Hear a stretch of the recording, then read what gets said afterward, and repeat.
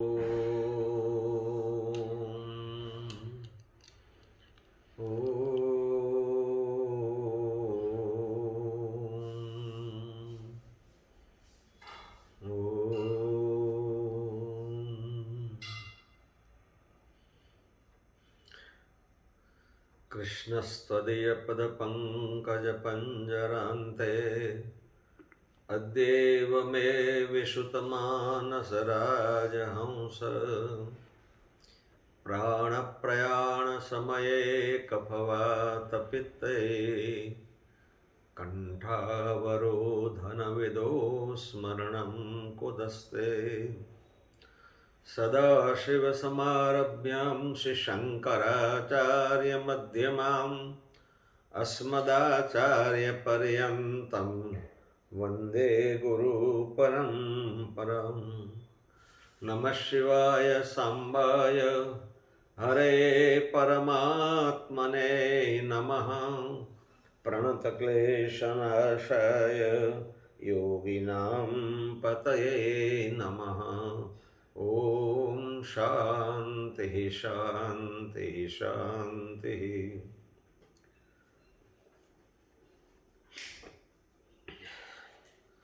ओम नमः शिवाय। अनंत कोटि ब्रह्मांड नायक स्वयं भगवान से गौतमेश्वर महादेव जी के चरणों में कोटि कोटि प्रणाम एवं परम तपस्वी त्याग मूर्ति अनंत विभूषित प्रातः स्मरणीय अर्चनीय वंदनीय पूज्य गुरुदेव के चरणों में कोटि कोटि वंदन। समस्त मानव कल्याण के लिए, समस्त जीवों के कल्याण के लिए जिन्होंने इस धरातल पर अवतरण किए हैं, ऐसे समस्त आचार्य भगवान के चरणों में कोटि कोटि वंदन एवं तपःपुत क्षोत्रिय ब्रह्मनिष्ठ अर्चनीय वंदनीय समस्त संत वृंद के चरणों में कोटि कोटि प्रणाम। सब ओम नमो नारायणाय। प्रिय भक्तजनों एवं भक्तवती माताओं, युवान दोस्तों, प्यारे बच्चों, आपके सब के हृदय में विराजमान भगवान को मेरा कोटि कोटि प्रणाम। चरे वेति चरे वेति चरे वेति, ऐसे अपनी संहिताओं में लिखा। ગુજરાતીમાં જે ફરે એ ચરે અને બાંધ્યો ભૂખ્યો રહે। जो चलता है उसका ही रास्ता कटता है, और यदि गंतव्य स्थान किसी ने तय कर लिया है कि मुझे यहाँ जाना है या इसको मिलना है, तो वो सही रास्ते पे होगा तो उसको अवश्य मिलेगा। जैसे हरिद्वार जाना है तो हरिद्वार उत्तर दिशा में आया, अब कोई पूर्व दिशा में प्रस्थान करेगा और चलता ही रहेगा तो उसको हरिद्वार नहीं आएगा। लेकिन जो तर्क करने वाले हैं ना, एक दफ़ा एक सज्जन ने हमसे तर्क करके कहा कि गुरुजी ऐसा नहीं है। मैं कहा कैसा है बताओ। बोले पृथ्वी गोल है, आप जगन्नाथपुरी जाओगे तो वहाँ समुद्र आएगा, फिर वहाँ से आपको घूम के ऐसा चलना पड़ेगा। वो एक बात अलग है, लेकिन लक्ष्य हमारा क्या है, उस लक्ष्य पर चलने वाले को जरूर रास्ता कटता है। इसलिए शास्त्रकार ने कहा कि चलते रहो, लक्ष्य परम लक्ष्य जो क्या है वो शास्त्र के आधार पर तय करो। संत गुरुजन या ग्रंथ आपको जो रास्ता दिखाता है उस रास्ते पे चलना है। व्यर्थ परिश्रम करोगे तो कुछ मिलेगा नहीं। अब देखो, कई लोग कहते हैं ध्रुव की उम्र कितनी थी, प्रहलाद की उम्र कितनी थी, उसको मिल गया भगवान, हमको नहीं मिलती। अरे भाई, कितने जन्मों का ये फल है, जब वो फल पक गया है तभी तो उसकी इतनी उम्र में मिला है ना। आज एकादशी है, आपको वृंदावन का एक प्रसंग सुनाते हैं। एक लड़की बचपन से ही घर में सत्संग था, घर में गुरुजनों का, संत जनों का आवागमन था, इसलिए कारण से वो लड़के बहुत अच्छे संस्कार पड़े हुए थे। पूरा परिवार कृष्ण भक्त था, और जब 2 साल की हुई तब से उनको उनकी दादी माँ मंदिर में, अपने घर मंदिर में ले जाती थी, पूजा करते, वो देखते रहते थे। आरती होती थी, घंटी बजाती थी, माला करती थी दादी माँ, तो सब देखते, तो उसके मन में भी ये भाव आ गया कि मुझे भी करना है। और घर में वातावरण श्री कृष्ण का ही था, बड़ी कृष्ण भक्त थी। उम्र बढ़ती गई, संस्कार भी बढ़ते गए, और संस्कार घर में उत्तम प्रकार के संस्कार थे, विनय विवेक था। ऐसे करते करते करते बड़ी भावना थी उनकी कृष्ण के प्रति, खूब लगाव, और पूर्वजन्म का कोई संस्कार भी होगा। तो उनकी शादी हुई श्री वृंदावन धाम में ही, और शादी करके बहू को ले आए, थोड़े दिन रहे, उसके बाद मायके वाले ले गए। फिर अमुक समय के बाद में उसका पति उनको लेने के लिए आया, और पति पत्नी दोनों फिर श्री वृंदावन धाम में आए। बड़ी खुशी हो रही थी कि जिस भगवान की मैं उपासना करते थे, जिस भगवान को मैं चाहते थे, वही कृष्ण की भूमि, वही वृंदावन मुझे ससुर पक्ष में मिला है। बड़ी खुशी, अंदर से बहुत प्रसन्न थे। आ रहे थे पति पत्नी, श्री जमुना जी रास्ते में आई, तो पति ने कहा इस पेड़ के नीचे आप बैठो, मैं अभी जमुना जी में स्नान करके आता हूँ, और मैं पास में ही हूँ, सामान का निगरानी करना, और यहाँ बैठो, कोई काम हो तो आवाज़ दे देना, मैं तुरंत आ जाऊँगा। अभी कई साल पहले की बात है, उसी समय में घूंघट प्रथा थी गाँव में, तो खास तौर के कोई मुंह नहीं दिखाते थे, बड़ी मर्यादा थी। वो बैठे हैं, बैठ बैठ के भाव विभोर हो गई कि क्या मेरा कितने जन्मों का पुण्य होगा, इस व्रज रज में मेरा पति का घर है। लेकिन आज तक मैंने श्री कृष्ण से कोई संबंध नहीं माना है, मैं तो भगवान भगवान करते हूँ।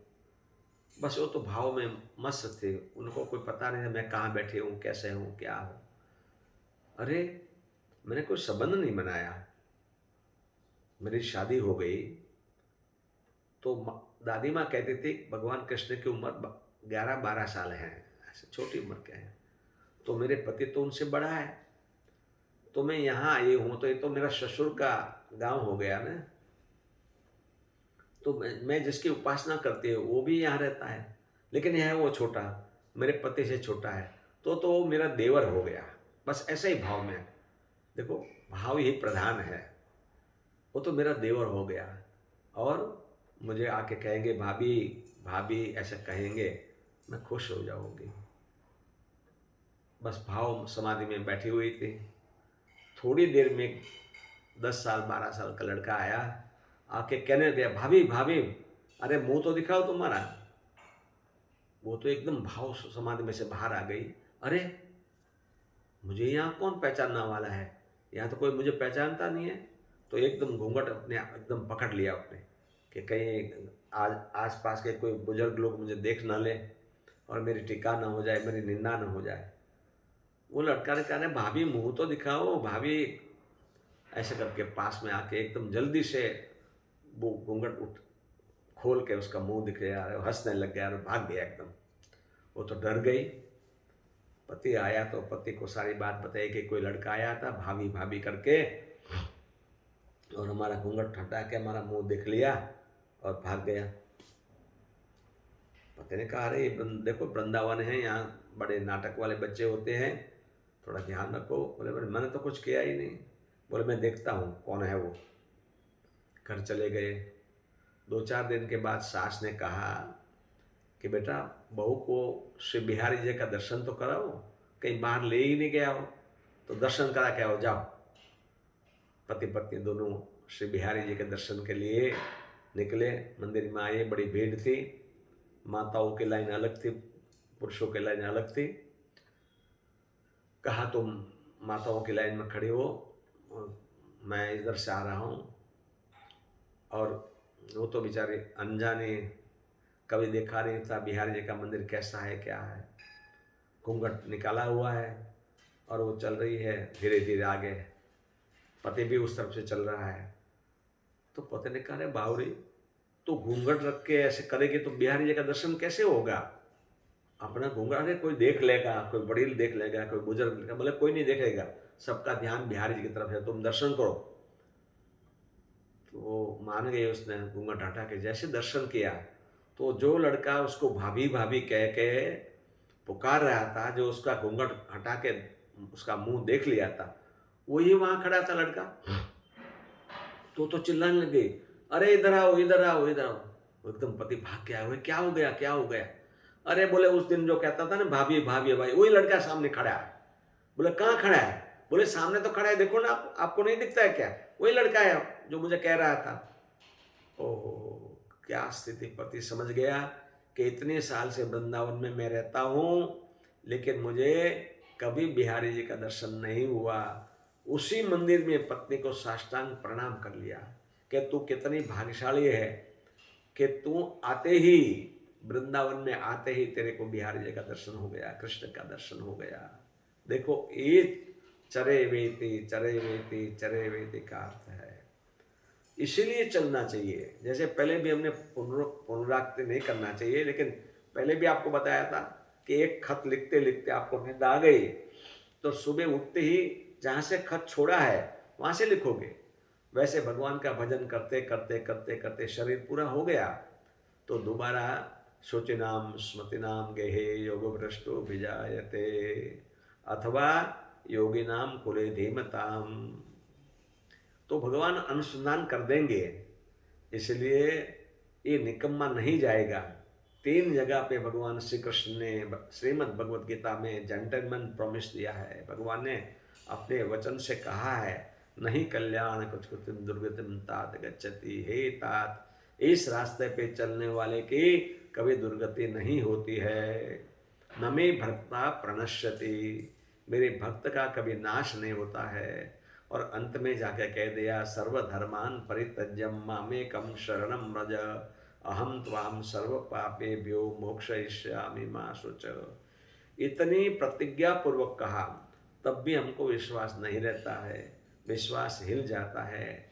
इसलिए प्रिय भक्तजनों, हमारे इष्ट पर जिस भगवान को आप मानते हो, वो साकार स्वरूप है, निराकार स्वरूप वही है, वही ब्रह्म है, वही ओंकार स्वरूप है, वही आपके भगवती स्वरूप है, वही गणपति स्वरूप है, वही सूर्य स्वरूप है, वही नारायण स्वरूप है, वही शिव स्वरूप है। जिसका भी आप स्मरण करोगे, जिस रूप में आप उसको मानोगे, उस रूप में आपको मिलेगा वो। लेकिन मानना पड़ेगा, चलना पड़ेगा। हम मानते नहीं हैं, ये बड़ी हमारी भूल है। श्रद्धा और विश्वास पूर्वक उन पर चले गए, हम चलेंगे तो जरूर हमारा रास्ता कटेगा, और जो चलेगा उसी का ही कल्याण होगा। लेकिन लक्ष्य सही होना चाहिए, रास्ता सही होना है। चलते तो पूरी दुनिया चलती है, कोई भोग के लिए चलता है, कोई काम के लिए चलता है, कोई अर्थ के लिए चलता है, चलता तो सभी है। कोई मान के लिए चलता है, कोई सत्ता के लिए चलता है, चलता तो सब है। लेकिन सही रास्ता है कि नहीं रास्ता, वो कोई गुरु को पूछो, उनके चरणों में जाके मस्तक नमाओ और पूछो कि गुरुजी, मैं जो रास्ते पे चल रहा हूँ, वो रास्ता सही है कि नहीं सही है। इस नाटक कंपनी में हम आए हैं, तो बराबर लक्ष्य हमारा कहाँ होना चाहिए। जैसे नट दौड़ा पे चलता है, सामने किनारे पहुंचने का उसका लक्ष्य होता है। तो हम भले गृहस्थाश्रम में रहे, हम काम करें, नौकरी करें, बिजनेस करें, जो भी कुछ काम करते हो, घर में रह के घर का काम करते हो, लेकिन लक्ष्य हमारा वो होना चाहिए कि मुझे जाना वहाँ है, मुझे वहाँ पहुँचना है। ये तो मैं यहाँ काम कर रहे हैं, ये हमारा नहीं है, ये घर हमारा नहीं है, ये शरीर मेरा नहीं है, ये संबंध सब मेरा परमानेंटली, ये संबंध मेरा नहीं है। कायमी संबंध तो हमारा ईश्वर के साथ है, हम उससे अलग हुए हैं और उसमें मिलना है। पुनः आप सबका कल्याण हो, इस भावना के साथ में आज एकादशी की आपको शुभकामना के साथ में हरि ओम तत्सत, हरि ओम तत्सत, हरि ओम तत्सत।